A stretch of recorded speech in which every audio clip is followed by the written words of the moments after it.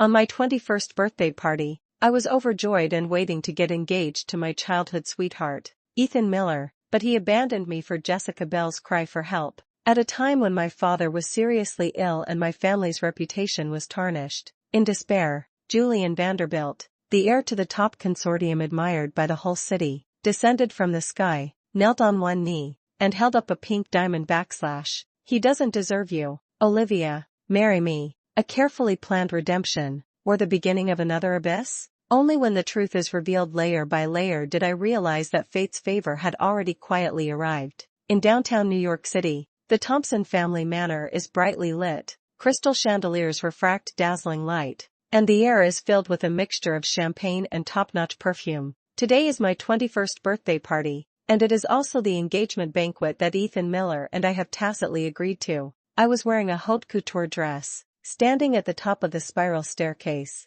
like a princess waiting to be crowned. Downstairs, guests gathered, all of whom were well-known figures in New York's high society. My father stood beside me, although he had taken great care to groom himself. The fatigue between his eyebrows and the deliberately straightened back still revealed the weakness of his unrecovered illness. He held my hand and whispered, "Olivia, after today, you will be an adult. Dad hopes Ethan will take good care of you." My heart was filled with longing for the future. Ethan Miller, we grew up together, our families are family friends, and he is recognized as the child of someone else's family, handsome, excellent, and gentle and considerate to me. Our marriage is a match made in heaven in everyone's eyes, a symbol of the strong alliance between Thompson Corporation and Miller Group. I nodded happily, searching for Ethan's figure in the crowd. He finally appeared, dressed in a well-tailored Armani suit, which further accentuated his tall and straight figure. He walked towards me, but his eyes did not hold the usual gentle smile.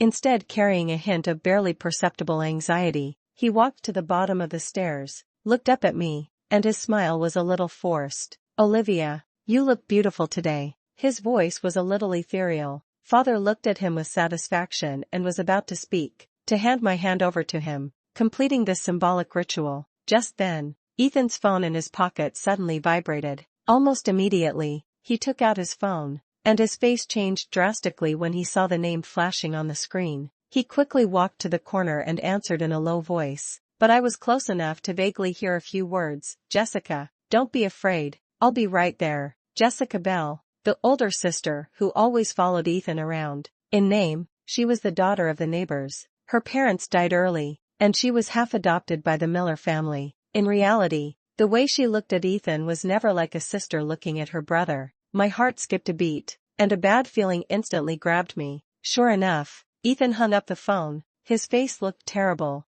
and he strode back quickly, not even looking at me. He said directly to his father, "Uncle Thompson, I'm sorry, Jessica has had an emergency, and I must go over there immediately." The music in the entire hall seemed to stop. All eyes were focused on us. Father's face darkened. "Ethan, do you know what today is? What could be more important than Olivia's coming-of-age ceremony and your engagement ceremony? Human life is of paramount importance." Ethan's voice rose, with an undeniable urgency. "Jessica is being threatened at home by her ex-boyfriend. I can't ignore it." "Ethan," I finally couldn't help but speak, my voice trembling. "You know how important today is to me, to both of our families. Dad's health isn't good. You can't." "Olivia, how can you be so inconsiderate?" Ethan suddenly turned to look at me, his eyes filled with disappointment and accusation, as if I was the one being unreasonable. "Jessica is in danger right now. How can you be so selfish?" "Selfish?" I looked at him. My heart felt like it was being clenched tightly by a cold hand. At our engagement banquet, in front of all the guests, he accused me of being selfish? Because I don't want him to abandon me, abandon my seriously ill father, and abandon the reputations of both families for another woman at this moment? My father was trembling with anger, reaching out to grab him. "Ethan, if you dare to step out of this door today." Ethan acted as if he didn't see his father's pale face and trembling hand, and shook him off forcefully. "Uncle Thompson, I'm sorry." He didn't even look at me again, turned around and rushed out, his back as resolute as a knife, piercing my heart. "Ethan Miller," I shouted miserably at his back, tears finally streaming down my face. "If you leave today, we're completely over. Do you hear me? Completely over." He paused for a moment, but didn't turn back, his figure quickly disappearing outside the door. Silence. The entire banquet hall fell into a deathly silence. All eyes, sympathetic, spectating, gloating, were focused on me. I stood on the stairs, wearing a gorgeous gown, my face still streaked with undried tears, like a clown abandoned by the whole world. My father clutched his chest, his face pale, barely able to stand. My world completely collapsed at this moment. Embarrassment, humiliation, heartbreak, all the negative emotions overwhelmed me like a tide. I felt like I was suffocating. I can't fall. The Lin family, the face of Thompson Corporation, cannot be completely disgraced by me. I took a deep breath, straightened my back with all my strength, wiped away my tears, and tried to force a decent smile, even though I knew this smile must be uglier than crying. I walked down the stairs, walked to the center of the hall, and bowed deeply to all the guests. Distinguished guests, I am very sorry to have made you all witness this farce. I tried my best to keep my voice steady, but it still carried a hint of barely concealed sobs. Due to some personal reasons, today's engagement ceremony is cancelled, but I am still very grateful to all of you for taking the time out of your busy schedules to attend my coming-of-age ceremony. Please forgive me for the poor hospitality. My father stood beside me, forcing himself to stay upright, his eyes filled with heartache and self-blame. The guests looked at each other, whispering, the atmosphere extremely awkward. I knew that tomorrow, the news of the Thompson family's eldest daughter being abandoned by her fiancé at her engagement banquet would spread throughout the entire New York high society circle, becoming the biggest laughingstock. Just then, a low and magnetic voice broke the awkward silence. Mr. Thompson, Miss Olivia. I followed the sound and looked over, only to see a tall man with an imposing aura slowly walking over. He was wearing a handmade dark suit. His face was handsome to the point of being sharp, and his deep eyes were like the purest obsidian, with a sharp insight and a natural nobility. Julian Vanderbilt, the current head of the Vanderbilt family, the real crown prince of New York, a legendary figure who can turn clouds into rain. He rarely appears in these social situations. Why is he here today? He walked up to me, his eyes fell on my face, his gaze was deep and focused, with a strange soothing power. He ignored all the surrounding gazes and reached out his hand to me. Olivia. His voice was very soft, but with an unquestionable power. Compared to that person who doesn't know how to cherish, I think I am more suitable to stand by your side. I was stunned, completely unresponsive. Julian Vanderbilt didn't seem to notice my daze, and turned to look at my father, nodding slightly. Mr. Thompson, forgive my intrusion. I have admired Olivia for a long time, but I have not had a suitable opportunity. Since Ethan Miller doesn't know how to cherish her, then please allow me to protect her. My father was obviously stunned by this sudden turn of events, but he was, after all, an old fox who had been through the business world for a long time, and he quickly recovered, a complex light flashing in his eyes. Before we could respond, Julian Vanderbilt made a move that shocked the entire audience. He took out a velvet box from his pocket, knelt down on one knee in front of me, and opened the box. Inside, there was a huge pink diamond ring lying quietly. The fire of the diamond was almost blinding everyone. Olivia Thompson. He looked up at me, his eyes focused and burning. This /God/S favor / is for you. I know this is sudden, but we are not without intersection. He paused, his voice clearly transmitting throughout the hall. In fact, Olivia and I have been secretly dating for 2 years, only to respect her wishes. We have not made it public. What? I was so shocked that I almost bit my tongue off. Secretly dating for 2 years? Me and Julian Vanderbilt? This is simply a fantasy. I haven't even said a few words to him, but I saw the fleeting glance of suggestion in his eyes, saw the hope that instantly ignited in my father's eyes, and saw the shocked and suddenly enlightened expressions on the faces of the surrounding guests. I understood in an instant. He was helping me out of a difficult situation, using a more explosive and controversial fact to cover up the embarrassment of being abandoned and save face for me and the Thompson family. My heart was pounding wildly in my chest. Reason told me this was a huge gamble, but at this moment, I had no better choice. I looked into Julian Vanderbilt's deep eyes, which seemed to hold a reassuring power. I reached out my hand, trembling slightly. A barely perceptible smile appeared at the corner of Julian Vanderbilt's mouth as he steadily placed the cold, dazzling pink diamond ring on my ring finger. The ring was exactly the right size. He stood up, naturally took my hand, turned to all the guests, and announced with a possessive dominance, "From today on, Olivia Thompson is my fiancée." The whole room was silent for a few seconds, and then erupted into even more enthusiastic applause and discussion than before. Shock, envy, disbelief, various emotions intertwined. I cooperated by hooking my arm around Julian Vanderbilt's arm, and even tiptoed to lightly kiss his perfectly sculpted cheek. This kiss, more than acting, was the only way I could express my gratitude at the moment. His body stiffened slightly, then he hugged my waist silently, holding me even tighter in his arms. So that's it.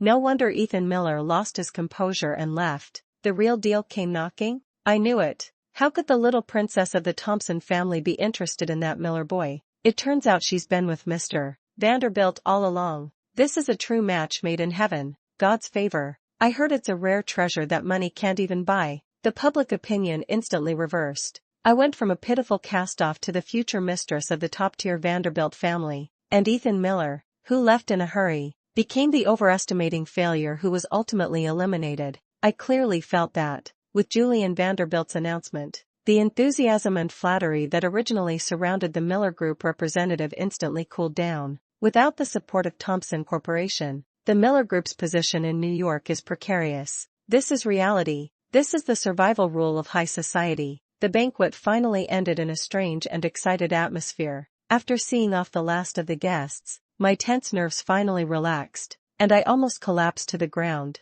Julian Vanderbilt supported me. "Thank you, Mr. Vanderbilt." I broke away from his embrace, maintaining a safe distance, even though the presence of the pink diamond on my finger was so strong. "Tonight, thank you so much for helping me out. This ring." I tried to take off the ring, but he held my hand down. "Olivia." His gaze was as deep as the night. "I'm not acting." My heart skipped a beat. "What?" I said. "I have admired you for a long time, and it's true." He took a step closer, his tall figure casting a shadow, with a strong sense of oppression. "I said I want to protect you, and that's true too." Instinctively, I backed away, but my back hit the cold wall. He took the opportunity to lean in, supporting himself on either side of my body with his hands, trapping me within his domain. A typical wall slam. "This ring, given to you, was never meant to be taken back." His fingertips gently caressed the finger on my hand that wore the ring, the gesture ambiguous yet possessive and impossible to refuse. "From the moment you put it on, you are mine." His eyes were too ardent, too aggressive, making me feel a little overwhelmed. "Mr. Vanderbilt." "Call me Julian." He interrupted me, his tone unquestionable. I looked at his handsome face so close to me, my heart racing uncontrollably. This man is too dangerous and too charming. He was indeed my savior tonight, but is it really wise to get involved with him? "Julian," I said with difficulty, "I know you mean well tonight, but I can't." "No buts." He interrupted me again, lowered his head, and his warm breath brushed against my ear. "Olivia, give me a chance, and give yourself a chance too. I will prove that I am 10,000 times better than Ethan Miller." His words carried a powerful confidence and persuasiveness. Looking into his deep eyes, I couldn't bring myself to refuse for a moment. My father walked over, his face filled with unprecedented ease and satisfaction. "Julian, thanks to you tonight, Olivia is in your care." Julian Vanderbilt straightened up, resuming his aloof and dignified demeanor, and nodded slightly to his father. "Mr. Thompson, rest assured, I will take good care of Olivia." My father looked at me, his eyes filled with love and a hint of barely perceptible worry. "Olivia, your father is old, and my health is failing. My greatest wish is to see you find a true haven to rely on. Julian is a trustworthy man." He sighed. "Actually, your father has known for a while that my condition might not be good. I kept it from you because I was afraid you'd worry. Now that I see you with Julian, I can rest assured." So my father knew about his illness for a long time. My heart ached, and my eyes welled up again. No wonder he reacted that way when he saw Julian Vanderbilt appear tonight. He was genuinely worried about my future. That night, the news of my engagement to Julian Vanderbilt spread throughout New York like wildfire. The next day, the headlines of major media outlets were dominated by us. At the same time, a video of Ethan Miller rushing into an apartment to rescue the damsel in distress also went viral on social media. In the video, he was pulling and tugging with a tearful woman, undoubtedly Jessica Bell, and a violent man was shouting and cursing beside them. The comment section exploded. Some praised Ethan Miller for being righteous and affectionate, but more people mocked him for being foolish, lovesick, and abandoning his fiancée for a mistress, although nominally his sister. The Miller Group's PR team was overwhelmed, but the tide of public opinion was beyond their easy control. The Chu family's reputation and stock price suffered a significant impact. In the days that followed, Julian Vanderbilt launched what could be described as a textbook-level pursuit of me. Every morning, a bouquet of the freshest and rarest air-freighted roses would arrive punctually at the foot of my apartment building, with only a simple signature of Julian on the card. Various limited edition bags, jewelry, and haute couture dresses were sent in a steady stream, filling my cloakroom. He even bribed my 2 college roommates to sing his praises in my ear every day, listing Julian Vanderbilt's various advantages and his deep affection for me. To be honest, no girl could resist such an offensive, especially after experiencing a betrayal like Ethan Miller's. Julian Vanderbilt's appearance was like a bright light, illuminating my originally gray world, but there was always a hurdle in my heart. Our beginning was too dramatic, too unreal. Just when I was gradually getting used to Julian Vanderbilt's presence, and even starting to waver a little, Ethan Miller came back. He looked a little haggard, but there was a strange confidence and smugness in his eyes. He went straight to my school and stopped me under the teaching building. "Olivia," he said with a familiar, self-righteous smile on his face, "I'm back. I've taken care of Jessica's matter, and that bastard won't dare to bother her anymore." I looked at him coldly, without saying a word. He didn't seem to notice my coldness at all, and continued to say to himself, "I know you're still angry with me. I was wrong that day, too impulsive, but you also know how important Jessica is to me. I can't ignore her." "Okay, don't be angry." We? I interrupted him, my voice as cold as ice. "Ethan Miller, I think I made it very clear that day. We are over." Ethan Miller's smile froze on his face. "Olivia, are you still saying angry words? I know I was wrong. I apologize, okay? Don't be like this. We have so many years of relationship." The years of relationship disappeared the moment you shook off my father's hand for Jessica Bell and rushed out of the engagement banquet. I looked at him and said word by word, "Ethan, there is no going back." "Impossible," Ethan Miller exclaimed excitedly. "You're just acting on impulse." "Olivia, are you still blaming me? I know I was wrong. You can't just because of this." "She's not acting on impulse," a cold voice interjected. Julian Vanderbilt appeared behind me at some point. He walked forward naturally, took my hand, and intertwined our fingers. He didn't even look at Ethan Miller, just lowered his head and looked at me gently. "What would you like for lunch?" Ethan Miller's eyes were fixed on our clasped hands, and then he saw the dazzling pink diamond on my ring finger, his face instantly turning pale. "Julian Vanderbilt? Olivia, you guys." Julian Vanderbilt finally gave him a lazy glance, a mocking arc appearing at the corner of his lips. "This, ex-husband brother?" The internet buzzwords sounded strangely charming and lethal coming from him. "Didn't you see? Olivia is now my fiancée." "Ex-husband brother?" Ethan Miller was trembling with anger, pointing at me. "Olivia, tell me, this isn't true. You're just acting to make me mad, right? How could you possibly so quickly? Why couldn't I?" I pulled my hand away from Julian's grip, raised the one with the diamond ring, and waved it in front of him. "Ethan, look carefully. This is the God's favor Julian gave me. We're not acting. We're serious." I don't believe it. Ethan Miller seemed to have suffered a huge blow, and his eyes became a little obsessive. "Olivia, you must be lying to me. You've loved me for so many years. How could you change so easily? Vanderbilt must be forcing you. It's truly laughable. Even now, he still thinks it's my fault, that I'm acting out, that I changed my mind too quickly. He never reflects on his own problems." Just then, Ethan Miller's phone rang again. He subconsciously looked at the caller ID, and his expression changed again. "I don't need to guess who's calling." Sure enough, he hesitated, looked at me with a complicated expression, and finally answered the phone. "Jessica? What? He's here again? Okay, don't be afraid. I'll be right there. It's Jessica Bell again. The same old drama." Ethan Miller hung up the phone, looked at me, his eyes filled with struggle and a hint of pleading. "Olivia, I don't even feel like getting angry anymore." I looked at him calmly. Go to your Jessica." He didn't seem to expect this reaction from me, and he froze for a moment. Finally, he gritted his teeth and, once again, turned and left without hesitation. Watching his hurried departure, The last bit of hope I had left in my heart was completely extinguished. Julian Vanderbilt looked at me, his eyes devoid of mockery, only a hint of almost imperceptible pity. It seems some people will never learn what it means to cherish. I turned to look at him and spoke for the first time on my own initiative. Julian, are you free tonight? I'd like to treat you to dinner to formally thank you. A flicker of surprise flashed in Julian Vanderbilt's eyes, but he quickly regained his composure, though the corners of his mouth couldn't help but turn upward. My pleasure. The dinner was great. We talked about many things, from art to business, from travel to food. I discovered that Julian Vanderbilt wasn't just as cold and assertive as the rumors suggested. He was knowledgeable, humorous, and had unique insights and charm. As dinner was coming to an end, he looked at me and suddenly said seriously, Olivia, that kiss at the banquet that day was my first kiss. I almost choked on the red wine in my mouth. What?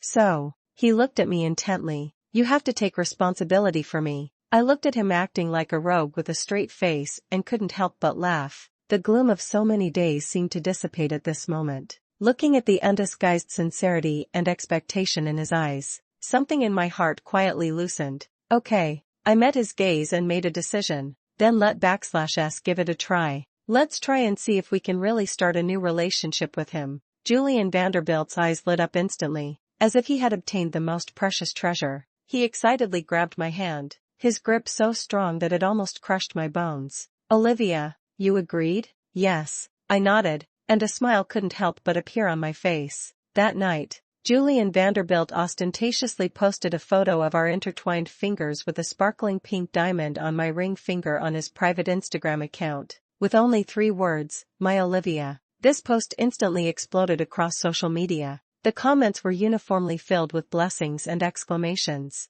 I also reposted this dynamic with my own account, with a simple response, yes, yours. Our relationship officially transitioned from a crisis PR-style official announcement to a real, public romance. After my relationship with Julian stabilized, I found some time to have an honest conversation with my father about the truth of that night at the banquet, and about how Julian and I weren't really secretly dating for 2 years. After listening, Father just sighed, patted my hand, and said, Silly child, how could Dad not see it? But Julian's feelings for you, Dad sees it in his eyes. He's a good kid. He then spoke of his illness. Actually, my illness was discovered earlier than I told you, about half a year ago. During that time, I was in a bad mood, and you were sad along with me. Half a year ago, Father's illness. I suddenly remembered something. During that time, Father had just received the diagnosis report, and he became very depressed. I was worried about him, and I often hid in the hospital garden and cried secretly. One time,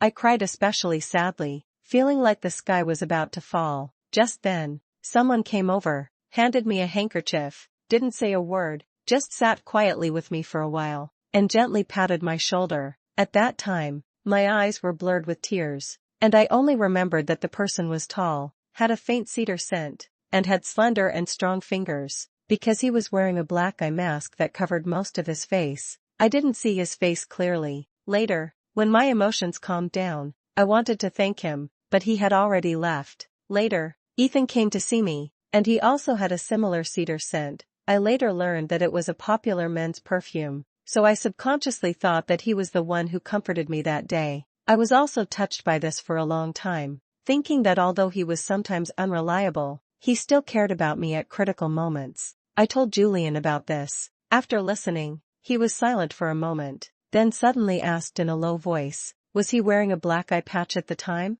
I looked up in surprise. How did you know? Julian Vanderbilt's expression became a little complicated. He took something out of his pocket and handed it to me. It was a soft, black silk eye mask. The person who was with you in the hospital garden that day. His voice was soft, yet it exploded in my ears like a thunderclap. Was me. I was completely stunned. It was him? How could it be him? At that time, I went to the hospital to visit an elder and happened to see you crying. Julian explained. I wasn't sure if you wanted to see me, so I wore an eye mask. Unexpectedly, this credit was taken by Ethan Miller for nothing. I see. So the person who gave me silent comfort when I was at my weakest and most helpless wasn't Ethan, but Julian. And Ethan not only didn't show up when I really needed him, but he also took the gratitude that didn't belong to him without a second thought. With the truth revealed, I felt a chill run down my spine. The last bit of longing and rose-tinted glasses I had for Ethan Miller were completely shattered. Just then, my phone rang. It was the security guard downstairs at the apartment building, saying that Ethan Miller was here again and specifically asked to see me. I sneered and said to Julian, "Let's go. Let's go meet this ex-husband and get things straight." Julian and I went downstairs together, and as expected, Ethan Miller was waiting in the lobby with a gloomy face. Seeing us walking together intimately, the anger in his eyes almost burst out. Olivia. He rushed up and tried to grab my hand, but Julian blocked him calmly.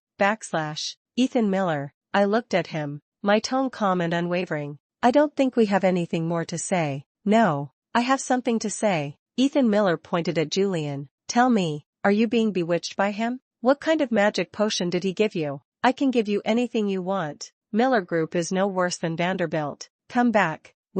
Us? I raised my hand, the pink diamond on my ring finger a cold light under the light. "Ethan, look carefully. This is Julian's promise to me, and we're getting married soon." "Married?" Ethan Miller seemed completely defeated by these words. His face was as pale as paper, and he staggered back a few steps, his eyes empty, muttering to himself, "Married? Impossible, impossible." Julian Vanderbilt stepped forward, looking down at him with an icy gaze. "Miller, stay away from Olivia. Otherwise, I don't mind making Miller Group disappear completely in New York." After saying that, he took out his phone, dialed a number, and gave a few instructions in a low voice. I couldn't hear the specific content, but I could feel the respectful attitude of the person on the other end of the phone. After hanging up, Julian didn't even look at Ethan Miller again, put his arm around my shoulder, and turned to leave. A few days later, news came that the Miller Group was thoroughly investigated for a series of irregular operations and tax problems.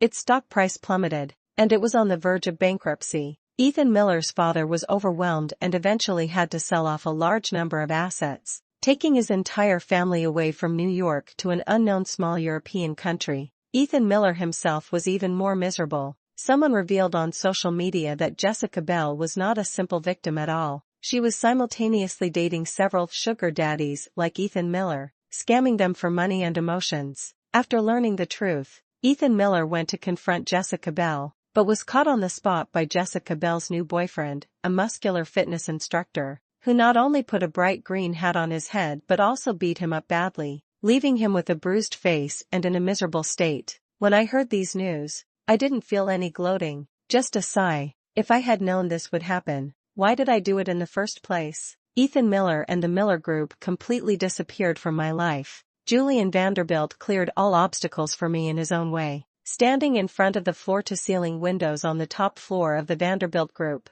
overlooking the dazzling night view of New York, Julian gently hugged me from behind. "Olivia." His chin rested on the top of my head, his voice gentle and firm. "From the first time I saw you at the charity gala, I couldn't take my eyes off you. That rescue at the banquet was something I had planned for a long time. Approaching you, pursuing you, and making you fall in love with me were all part of my plan." He paused, his tone tinged with a subtle, almost imperceptible nervousness. "But my love for you is the only truth. Olivia, I love you, regardless of your family background, regardless of any benefit, simply because you are you." I turned around, stood on tiptoe, and kissed his lips. "Julian Vanderbilt." I looked into his deep eyes and said seriously, "I love you too." Outside the window, thousands of lights were lit, and the stars were shining brightly. I knew that the future belonging to me and Julian Vanderbilt had only just begun, a bright future.